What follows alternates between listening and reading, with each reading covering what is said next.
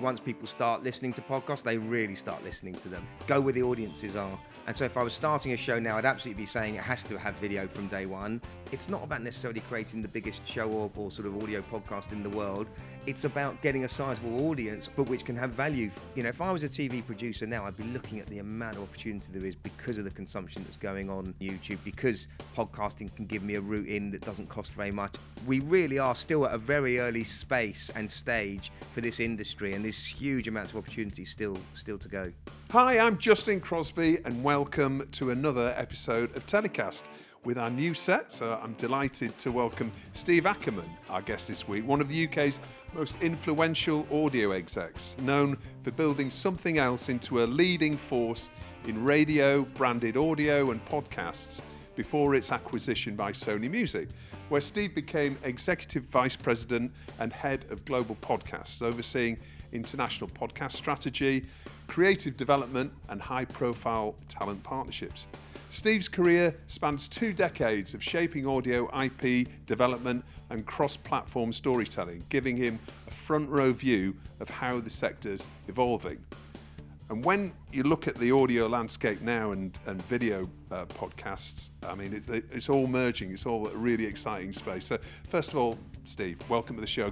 Delighted that you're joining us. Thank you, Justin. And I appreciate you making me a lot younger, because I think it's three decades, over 3 decades. So, but I'll take it. It's good. All right, fantastic. Well, listen. You know, you're obviously super well known in the US and the UK podcasting space, and your time with Sony's just finished, hasn't it? Has just finished two weeks ago. Right. Okay. So really thrilled that you can join us, because there's so much knowledge that you've got of this. Coming from really a sort of pure radio background, right? I mean, tell us a little bit about your career story, first of all. I mean, we were talking just off camera, and you said you started at, was it Whips Cross Radio? Was your very first? Whips Cross Hospital Radio, when I was still at school. My mum and dad used to drop me down on Monday night to go and help. But yeah, so radio was the deep background. Started as a radio DJ and a journalist for the fledgling Radio 5. And then, became a producer and then an exec producer and went that sort of route. And then obviously, eventually you suddenly find you're managing teams and running businesses and you're not in the studio at all. And the Something Else journey was one where, we started within radio, but you couldn't scale a business within radio. And even though we became really serious players in that space, there just wasn't the global market to really scale a business in that space. So we really evolved into a business that had always had audio very much at its heart, but had a big social media component, was doing a lot of online video and TV. And, I think I said to you before the recording, back in the day, no one quite understood what we were. We were a multi-content, multi-platform business, which obviously is exactly what many, many production companies are now. But back then, no one could quite understand us. And then, of course, when podcasting came along, because we had this huge expertise in audio, we were able to just jump on that really quickly and sort of seize that opportunity. Yeah, I mean, when was it when podcasting started to develop and become, something that really excited you? Can you think back to what was it about podcasting immediately that you saw an opportunity in? Well, I think it was the obvious thing of the on-demandness of it. And, we were already at a point where TV viewing was clearly going that way. And I think it just felt pretty obvious that if you have the choice to listen to whatever you want to listen to, why would you just turn on the radio and hope you find something? And it's not that different from the exact mentality of, I think, what we've seen happen on TV. And then alongside that, it was also the fact that I could see that for the first time it was going to allow audio to be able to create IP and have an IP market in the same way that TV production had been able to do, and to be able to create ideas that could travel around the world in the same way that TV had been able to do. So it was those components really that stood out for me as really being transformative. Yeah. And so Something Else grew. Gives us a sense of the scale that the business grew to before you sold to Sony, and give us a sense of what that deal was like and what that allowed you to go on to achieve. Yeah, well, we got to a pretty decent size. We were turning over sort of healthy eight-figure amount. We were obviously profitable, and then the Sony deal sort of came in 2 parts, because we had a very traditional or sort of well-trodden M&A route where we first of all got into bed with them from a production perspective. So they started funding all of our podcasts. And they did this with 5 or 6 companies around the world. We were one of 2 they were doing it with in the UK. So they were outsourcing their production to you, essentially? Well, so they didn't have any internal production. Right. It was very much a music label approach, which was we're going to fund all these other companies and we'll co-own the IP that comes out of those shows. So they shared ownership in our shows. They didn't have any ownership of our business. And after about 18 months, it was obvious the relationship was going very well. We were really succeeding for them. We were producing some really good hit shows, some large numbers from an audience perspective. And then they obviously said, well, we'd like to buy you now. So that was great. And the reason that they wanted to buy us, which obviously we didn't know at the time of the acquisition, was there was this aim to create a global podcast division and really cement something else as the sort of central component within that.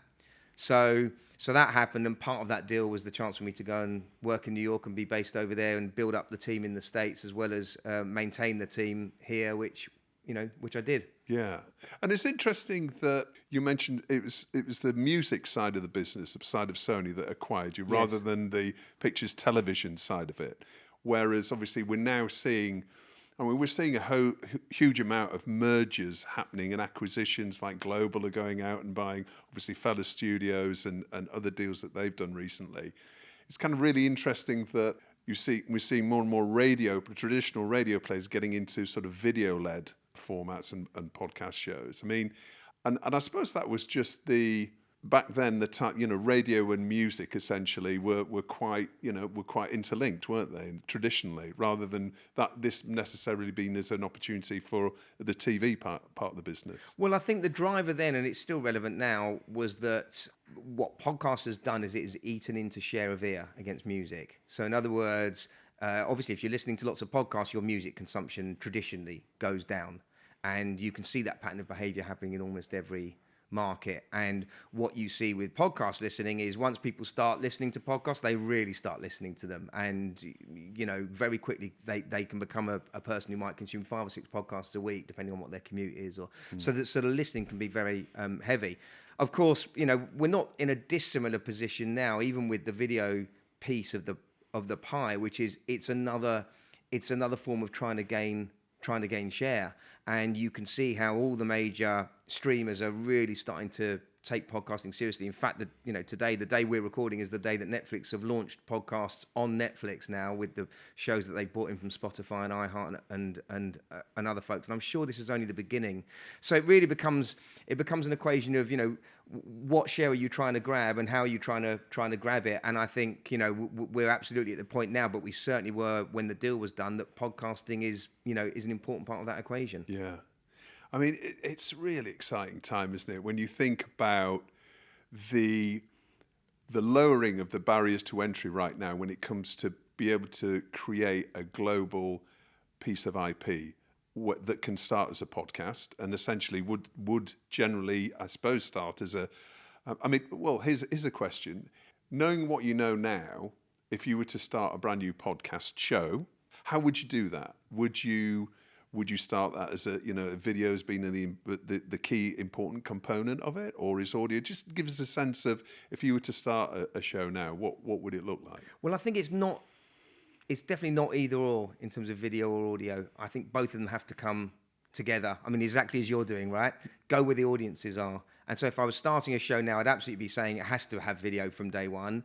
It's got to have a really well thought through and intentional approach to social, because that has to build on what's happening and sort of obviously that's how we're going to go and try and reach people. But audio has to be a really important part of the mix.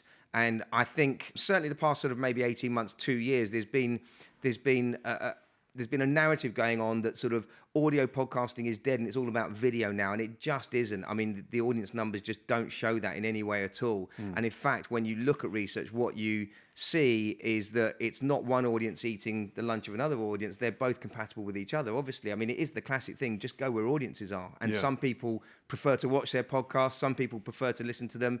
Many people they're separate. In many cases, it's a separate audience. It's double the audience. It's a separate audience, exactly that.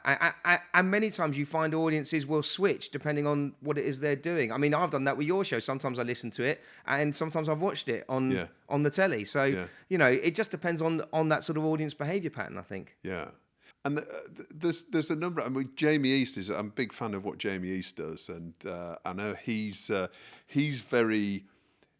I think he's very keen on audio being audio only, if you like, and a number of podcasts that perhaps try and do both, but potentially waters down the audio because of what they're trying to achieve in video. I mean, that's quite a difficult balance to achieve, I think. I mean, do you? I mean, do you? Well, I think it's about being cognizant of the audience. Look, I think it's certainly true. At Sony, we developed a very successful true crime channel called The Binge, and clearly that's narrative storytelling. And at the moment, I don't think AI is quite there yet to support that from a video storytelling perspective. I think it's going to come. But as a medium in audio, works absolutely brilliantly. And of course, we were targeting that to be an audio product for the audience. I think what Jamie has in mind is where, I think we've seen some podcasts launched where, there's jokes that happen on the screen. And of course, if you're listening, you just have no idea what's going on. I mean, actually, I can think of shows like Diary of a CEO that are sort of slightly guilty of that sometimes where, as fantastic as that show is, sometimes Stephen's talking to the audience member and they're using things to demonstrate the point they're making, and as an audio listener you just have no idea what's going on. Yeah. And I think that's more down to the production of well, okay, can the host be a bit more cognizant that there is an audio audience as well? Yeah. It's no different from what used to happen on the radio. Explain to the audience, draw the pictures, describe what's going on. It doesn't have to actually take away from the video. So again, it's not an either or thing. I don't subscribe to that.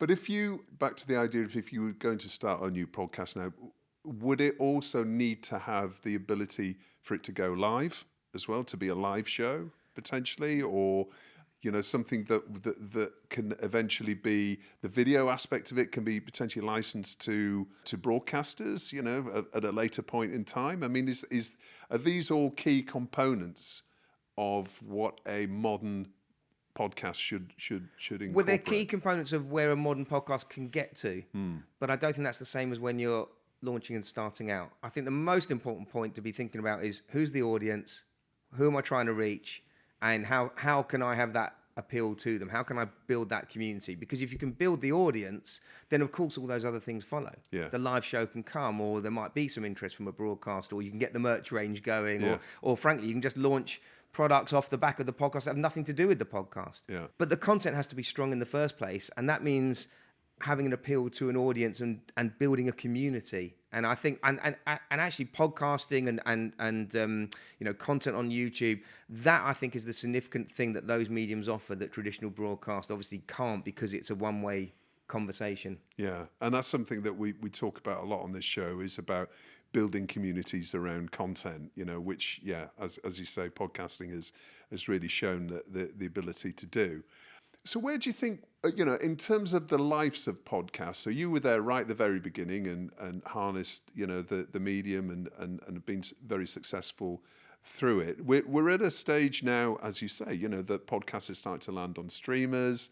We're starting to see Channel 4 licensing a lot of their shows onto Spotify, for example, deals going in all different directions. Where do you think we are in terms of the maturity and the development of the podcast industry? Because it feels like it's gone through a number of boom years. Now video is playing more of a role in it. That seems to me to bring much more opportunity. And again, that barrier to entry for a lot of people coming in who may have broadcast experience is even lower. I mean, where do you see the industry on its sort of journey right now? It's the opportunity is genuinely fantastic, and I feel this is another moment where it's a very exciting inflection point. It's easy to forget 10 years ago there wasn't a podcast industry. I mean, there really wasn't, in the States or here. So this is a baby bit of the entertainment ecosystem. It's a really new bit, and as you say, it's already been through a few iterations. There's been a boom. There's definitely been a slight retrenchment, and now it's coming back again. I think it's a very exciting moment, kind of for some of the points you've just raised. First of all, it's broken out of just being an audio medium, and as I keep saying, it's not either or. It can be both, and that's fine. But also, when you look at the opportunities for sort of regular revenue, some of those are still only just developing at the moment. You know, some of the more traditional advertising is still in place and is now motoring along, and we're seeing a lot of blue chip clients come in now to replace those original Squarespace and the, you know, direct marketing sort of brands who were there in the early days of podcasting. But we're seeing fairly significant changes happening now with Spotify, with YouTube, in terms of how they're going to handle advertising that can sit within podcasts, and that's going to open up even more revenue streams for podcasters alongside subscription, and then all the derivative things you talked about, live and merchandising and all the other opportunities. So all in all, if I was coming into podcasting now, I'd be super excited because we really are still at a very early space and stage for this industry, and there's huge amounts of opportunity still to go. Yeah, it feels interesting. I mean, if you look at video production for, you know, digital native video production for YouTube, for example, is, you know, it seems like there's a huge amount of saturation across lots of different niches now there. I mean, but podcasting, it doesn't feel like it's got anywhere near that yet. You know, if you've got a genuinely great idea, it just seems there's a lot of space to play within particularly the audio, you know, thinking from podcasting from an audio perspective, it seems like there's much more place to play than video. Would you agree with that? Well, again, I think that probably goes back to the slight maturity of where the industry is at. I mean, I don't know whether there's necessarily more space. I just think there's huge amounts of opportunity. And I do think we're at a point now with podcasting similar to YouTube that it's not about necessarily creating the biggest show or, you know, YouTube show or sort of audio podcast in the world.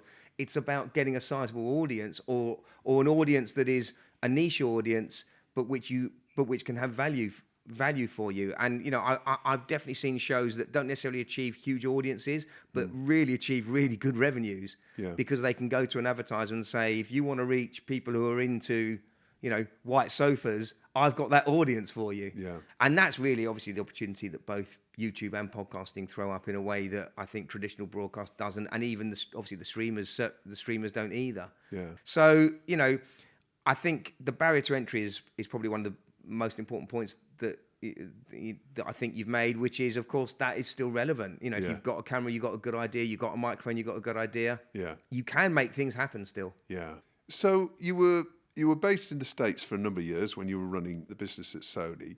Obviously, that is the biggest entertainment market in the world, both, you know, for video and for audio, and obviously for podcasts. So what did you learn in the States about this sector that perhaps isn't being adopted here, or we've got maybe, you know, how far ahead is the US ahead of the UK, and what do we still have to learn, or what can we still learn from the US business? Well, the US, well, from my experience, the US is definitely ahead of the UK, but I think that's a sort of, you know, that's something folks have heard for a long time here. Certainly on the podcast front, that was my experience. I mean, that was really why something else dived into podcasting, because we went out to the States. I could see what was going on there, and I felt they were 2 or 3 years ahead of us, and that we just needed to, if we didn't jump on it, somebody else would. But when I was there, I could see that in a wider sort of entertainment lens as well, which is that, I mean, it is just some of the things you often hear about the States. It's super entrepreneurial. There is that ability to raise money that I think just doesn't quite happen to the same degree here, and that allows someone who's got a good idea, or a creator who's got a good idea, or a celebrity who wants to get going, you know, creating their own content, to go out and raise some really good money to sort of make that happen. I think there's a much greater risk-taking willingness. You know, I think we're still a little bit cautious here.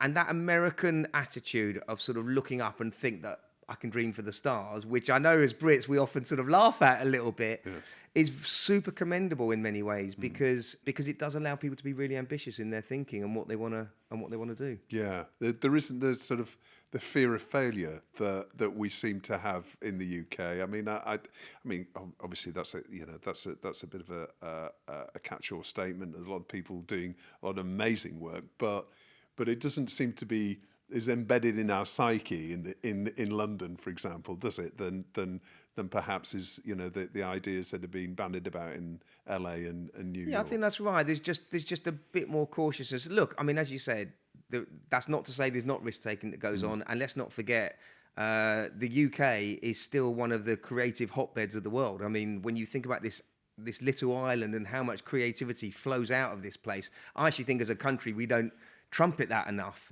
That it's something really positive when you look across the entertainment industries and the music industry and gaming, filmmaking, all these different areas. We are leaders in so many ways. Yeah. And often we just don't shout about it enough. And creator economy now, And the creator economy. I mean, you definitely do see. I feel the creator economy, what's happening in that space in the States, is a couple of years ahead of here. I'd like us to have 50 sidemens, not one, and that's what you see in the States. And I think the other thing you definitely see in the States is more traditional TV talent has understood the opportunity. Or showbiz talent, really, comedians and TV talent, have understood the opportunity to create their own content and then to build entertainment ecosystems around that in terms of being able to sell products and merch and subscriptions and, get people paying for content in lots of different ways, whether that's through Patreon or Apple Podcasts or YouTube. So, you just see that slight greater zeal for entrepreneurialism, I think. Yeah.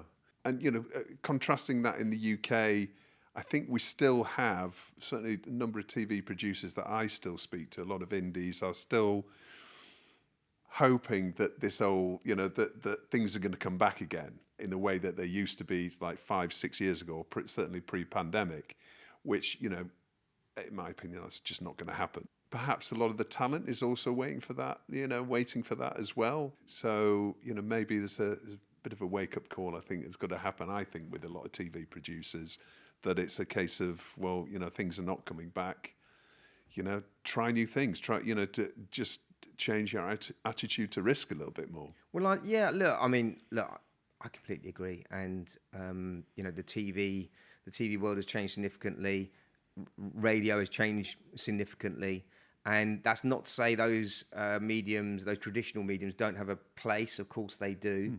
But the idea that it's going to be as it was, I don't think is true. And yet, if I was a TV producer now, I'd be looking at the amount of opportunity there is because of the consumption that's going on YouTube, because podcasting can give me a route in that doesn't cost very much and allows me to take a few risks. And I'd be thinking, well, this can open up really fantastic new doors for me that gets me away from that commissioning model. And look, that's slightly a route that something else went down. For many years, our business was trying to get commissions with the BBC or get brands radio to pay commissions, us. Essentially, yeah. Radio commissions, a little bit of TV, certainly online stuff, getting brands to pay us to sort of make content. And of course, we were able to transform into an IP-led business. And when you can do that, the value you can just build into your business explodes exponentially. So certainly for traditional TV producers, that's where my head would be going, is sort of not to throw the baby out with the bathwater. There's still obviously some business to be chased there. And if you're a good TV producer, you're clearly going to still get plenty of fantastic opportunity. But I'd be looking at this as the additional thing that allows me to become a broader multi-content business than just a TV producer. Yeah. We've obviously seen some fantastic companion podcasts like Traitors, for example, and a number of others. So they're starting to appear as their own TV shows and being played out in broadcast. Do you see that building? Because presumably, a lot of the broadcasters, their budgets are falling as the advertising is going towards social and has gone towards social. They've still got the same amount of hours to fill in terms of schedules. There's more and more high quality content being produced in terms of video podcasts that can run on TV. Surely that is answering the issues that a lot of the broadcasters have about them, filling their hours with still great content that is, that looks slightly different. Like we're here. If you're watching on YouTube, you see, we're here on sofas talking with mics in front of us. But I think people, because of the different ways that people are experiencing content through their YouTube app, for example, at home, they're becoming used to watching a different type of TV. Do you see that as a big growth area? Video podcasts playing out on broadcast networks? Well, I think really what this is about is fandom, and it's not necessarily about filling hours or even the cost of production. It's about looking at how you develop that fandom. And actually, companion podcasts have been the very first dip in the water. Frankly, I don't think the Traitors has gone far enough, right? There's a massive, massive hit on the BBC. I'd be looking at that and saying, well, hang on, okay, we've got the sort of spin-off, companion show that's happening, but why don't we do a watch-along podcast as well? What's our Gogglebox version of that, where we can see fans reacting? What's the maybe additional layers of content we can offer each day of the week whilst it's on, that just develops that fandom and builds that up? What is the live show? Actually maybe we should be taking it on the road and doing it at the O2, in front of 20,000 people, because they would sell that out, instantly. Yeah. So I think, but my point being really is about that's all about different ways to feed the audience and build up that fandom and community. And by doing that obviously then turns on other revenue opportunities for you as well. Yeah. No, it really is an exciting time, because I think a lot of traditional TV production companies, they've got all the transferable skill sets and in many cases the talent relationships to be able to, as you said, create a new go into business with a celebrity to create a new show, and they've got all of those connections and the ability to create a fantastic looking show. It's I'm surprised that there aren't more opportunities being picked up. But I think the skill that some of those companies still lack is agility. Just that ability to say, well, this is the way we used to do it, and we'd have, a 200-person crew, and now we're going to do it. I mean, we're here with one other person in the room, and that's how you're producing a great bit of visual and audio content, right? Yeah. So, if that doesn't frighten the life out of traditional TV producers, I don't know what will. The fact that you can do this, and you can create something that can hopefully earn you a little bit of money as well, and get a bit of advertising in, throws up an opportunity. So for those traditional TV production companies, I think that agility and that entrepreneurism is really important. It's also the ability to back yourself, to say, actually, I'm just going to launch some stuff and see how it goes down with the audience, and we'll tweak it and change it as we go along. We'll figure it out as we get that feedback coming from the audience, which obviously traditional TV doesn't allow you to do. Yeah. So where do you see the next 3 years? I know it's a long horizon, 3 years. Where do you see the next 3 years going when it comes to podcasting then? Where are we going to be in 3 years' time? I think we're going to see some much more developed revenue models. I mean, look, the advertising model is very strong now and is only growing. It really is. There's a big movement now. Are you talking about brand funding there, or are you talking about purely advertising? I'm talking about advertising. Okay. Yeah. I mean, funnily enough, the brand funded model is also growing pretty quickly. I mean, certainly in Sony days, we were working with brands like Rolex and Chanel, who were spending significant amounts of money for Sony Music Podcast to create branded shows for those brands. But I am talking about the traditional advertising. I think alongside that, subscription is really, really exciting. It throws up an opportunity that actually content often hasn't had, with those micro payments, because someone who's a subscriber is far more valuable to you than a listener who you just advertise to, because obviously they're in every month, right? And and we all know from our own subscriptions, maybe every few years we suddenly look at it and go, I'll cancel that, but you're in. And Patreon is now becoming a very significant player, is actually starting to do some really interesting deals with content providers to incentivize them to bring content to that platform. YouTube obviously throws up huge opportunities. Apple Podcasts and Spotify also do as well. So I think the subscription piece, the advertising piece, and of course the derivative model. We've seen podcasts in the UK playing to huge arenas and really putting in significant money on that side, and that's only going to keep increasing as well, I think. And then finally, Steve, tell us about can you tell us about what you're going to be doing next? I mean, you've got January off. You've told me that. I have. You haven't told me anything else though. Any clues about what your next move might be? Yeah, I mean, no great secrets really. I'm sort of aiming to work with a range of companies now. I've had 30 plus years of running teams and running businesses, and I had great fun along the way, but it's quite tiring as well. Yeah. So, I feel like I've picked up a lot of knowledge now with that experience in the States, obviously taking a company to exit. So I'm looking forward to working with a range of businesses. Some of those will be in the podcast space, but a bunch of them will be in the wider entertainment spaces. And also, I think it's going to be businesses that are both sort of small, medium businesses that are looking to go on that journey through to exit, but also some larger ones that are just trying to understand the content ecosystem a little bit better. So yeah, so the plan is hopefully consulting for a lot of for a different little things. while. Yeah. Okay, fantastic. Well, now it's time for Story of the Week. We're going to go through Story of the Week, Hero of the Week, and find out who or what you're going to tell to get in the bin. Let's do it. All right. So first of all, what's your Story of the Week?